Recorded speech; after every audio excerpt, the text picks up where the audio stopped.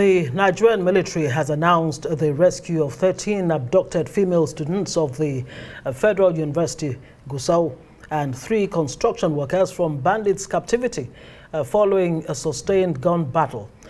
Troops of Operation Hadarin Daji were said to have engaged the terrorists in a gun duel before the eventual rescue of the abducted persons. Military authorities told journalists in Gusau, the Zamfara state capital, that the number of rescued students is in addition to the 6 females rescued last Friday by combined security operatives.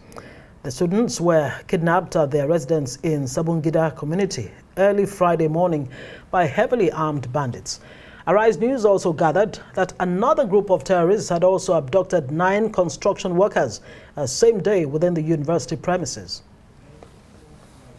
Well, still about security, in a related development, the military says troops of Operation Hadarin Daji operating have also rescued 15 victims of banditry after engaging in a gun battle with terrorists in the Haushi area of Bokuyum local government area of Zamfara state. An operative of Operation Hadarin Daji told journalists that several terrorists were killed in the battle, even as the 15 victims have been reunited with their families through the traditional rulers of the Haushi community. Right, joining us now is security expert and former group captain Sadiq Shehu. Thank you so much for joining us on News Night tonight. Good to see you. I wonder what you make of this seeming lack of synergy between the federal and the state government, especially on the issue of negotiating or having any kind of discussions with bandits. What do you make of this complaint from the governor? Well, straight off, I will have to say that I think the governor of Zamfara state, it can be understood if he feels miffed or, not respected for being the, security chief of the state, and then such an action is taken within his state and he's not informed. We have to understand that. But, and for all of us that are looking for the solution to this problem, it is unfortunate if we'll have a federal government delegation and then the state government not working in sync to end what both parties are looking for. What is that? Right now, it is the release of those students and workers that have been abducted. That is one thing I want us to understand. We are looking for the release. Having said that, I'm happy to hear among the statement by the governor that he wants the federal government to clarify. Now, with respect, when you are taking of negotiation, there are 2 contexts of negotiation when it concerns kidnapping or hostage taking. The first negotiation is negotiation where the bandits, you want them to stop kidnapping. You want them to drop their arms. Not that they are holding any hostages. That is one context of negotiation. That is not where we are now. We move to the second context, which is already the bandits have already taken hostages and they are with them. To the best of our knowledge, we don't even know the number up to now, the total number that they have. Now, in the second context, where the bandits already have in their control an uncertain number of students and workers, mostly women, as we gather, negotiation, even if you are, intending to do a military action, it has to be preceded by negotiation. What I want us to understand in the hostage situation, negotiation does not necessarily mean you are not going to take any kinetic action or you are not going to launch an attack if negotiation fails. Negotiation, from a psychological point of view, has certain advantages it will give you. First, it will allow the authorities, the hostages, the hostage takers to cool down. We have to understand that sometimes some of the people that do this thing, they're even on drugs. So the negotiation gives time for them to cool down, all the parties to cool down. The negotiation time also allows the authorities to understand what is the motive of those people who took these hostages. What is their motive? It also allows the authorities to gather intelligence. As you are negotiating, you are also gathering intelligence.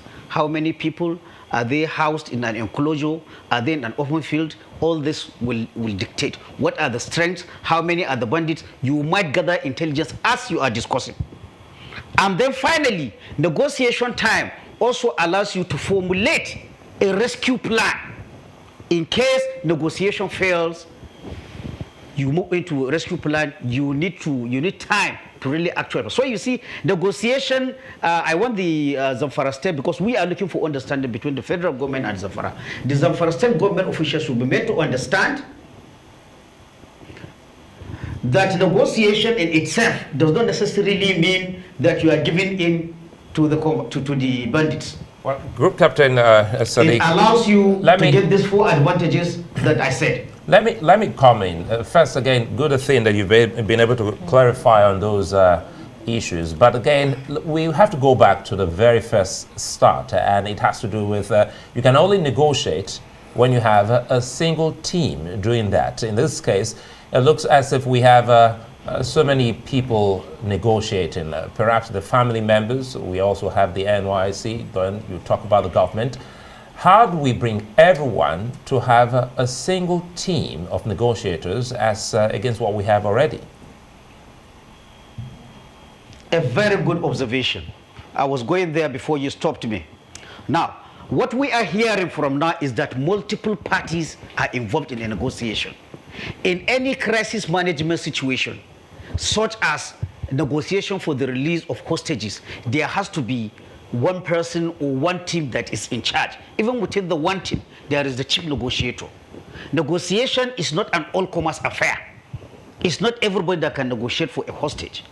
So there has to be somebody with the skills who is in charge. So certainly there is something wrong with the fact that we are having multiple people or multiple group of people going to the negotiation. That is one thing that is wrong with this approach. The second approach is not telling the governor that the federal government is sending some people or group of people to do some things.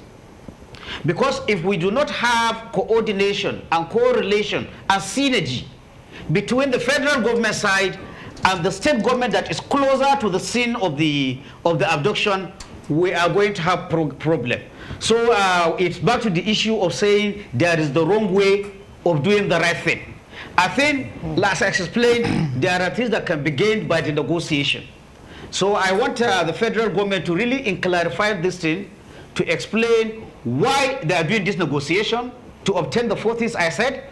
But at the same time, federal government in this case must be humble enough to accept that going to Zamfara state and starting this work without notifying the governor is actually wrong. It cannot be excused. But what is important is that we are all looking for the same outcome. Mm-hmm. So as it is now, it is not too late to retrace the steps, and so that the federal government team and the state government team will be going along the way. For the Zamfara state government, they have to understand there has to be some level of communication with the bandits. Whether you are going to storm the place, whether you are going to do an operation, negotiation and connecting with the people will give you some tools which you will use in whichever action you decide to take. Right. Now, if this situation is sustained where there seems to be a lack of synergy between the federal government, the state, and the different, parties having talks with the bandits, how is that likely to impact on the war against terrorism, banditry, and other, violent crimes? Well, I want to be optimistic to say what Governor Dauda Lawal did by bringing this to the fore. Now it remains, maturity and acceptance from the federal side to tell whoever initiated those other interventions to say you were wrong in not informing the governor.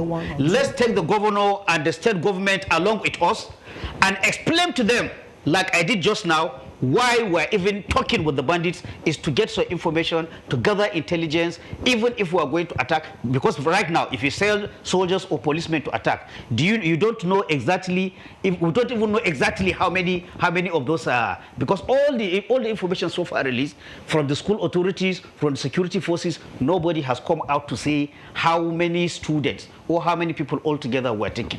we have number from 20 to 40. So even without knowing the number of the people taken, you have one information which it will be dangerous for you to launch any further action.